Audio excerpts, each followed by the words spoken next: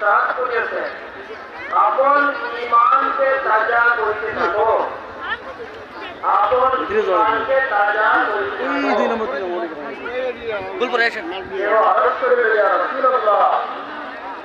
আমরা আপন ঈমানকে কিভাবে তাজা করিব? তিনি বলিলেন, লা ইলাহা ইল্লাল্লাহকে বেশি বেশি বলিতে থাকো। হযরত আবু হুরায়রা রাদিয়াল্লাহু তাআলা আনহু হইতে বর্ণিত আছে যে রাসূলুল্লাহ সাল্লাল্লাহু আলাইহি ওয়াসাল্লাম ইরশাদ করিয়াছেন, আপন ঈমানকে তাজা করিতে থাকো।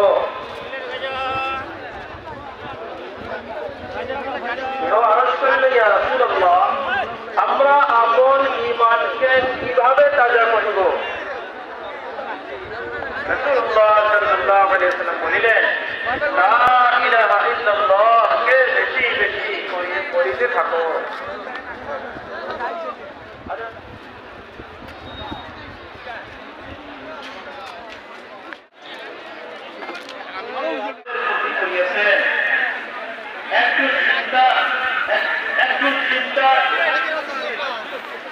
একটু চিন্তা করো, যিনি তোমাদেরকে আসমান ও জমিন হইতে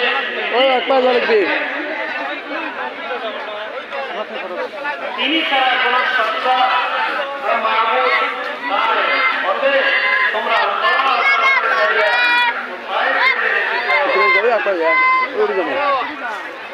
জাত মানুষের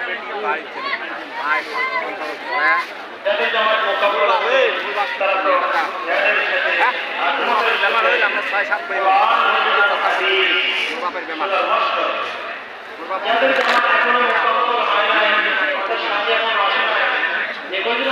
সেখানে বসে যান, বাকি সাথীগুলা তারা বর্ণ শেষে মিলিত হতে পারবে।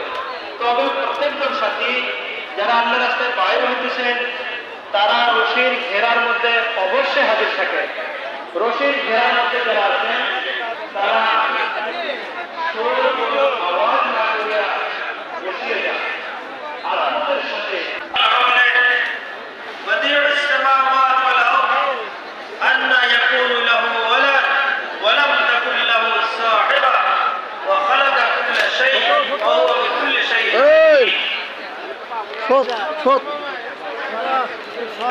দান করে দেন, পরিয়াল সহকারে কানা 19 জন কানা একটা পরিয়াল সদগা হিসেবে দান করতে ভাই। আমরা অনেকগুলো আমাকে 10-20 টাকা দেওয়া লাগছে ফ্যামিলি ধরে কানা।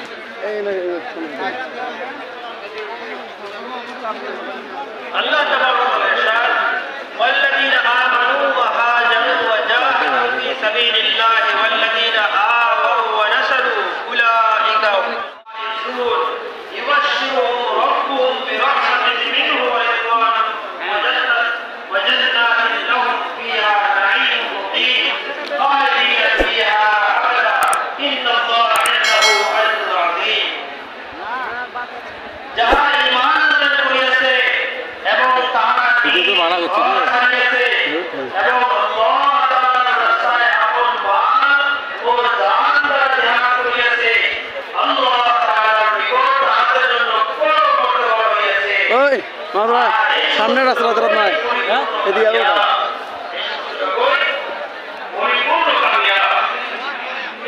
তাদেরকে তাদের রব সুসংবাদ দান করিতেছেন আপন রহমত ও সন্তুষ্টি এবং জান্নাতের এমন বাগানসমূহে যেখানে তারা চিরস্থায়ী নিয়ামত লাভ করিবে।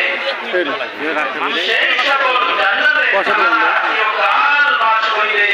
নিঃসন্দেহে আল্লাহ তাআলার নিকট মহা পুরস্কার রয়েছে। আল্লাহ তাআলার ইরশাদ, যারা ঈমান আনয়ন করিয়াছে এবং তারা নিজ ঘর ছাড়িয়েছে এবং আল্লাহ তাআলার রাস্তায় আপন মাল ও জান দ্বারা জিহাদ করিয়াছে, আল্লাহ তাআলার নিকট তাদের জন্য বড় মর্তবা রয়েছে। আর এই সমস্ত লোকই পরিপূর্ণ কামিয়াব। তাদেরকে তাদের রব সুসংবাদ দান করিতেছেন আপন রহমত ও সন্তুষ্টি এবং জান্নাতের এমন বাগান সমূহে যেখানে তাহারা চিরস্থায়ী নিয়ামত লাভ করিবে।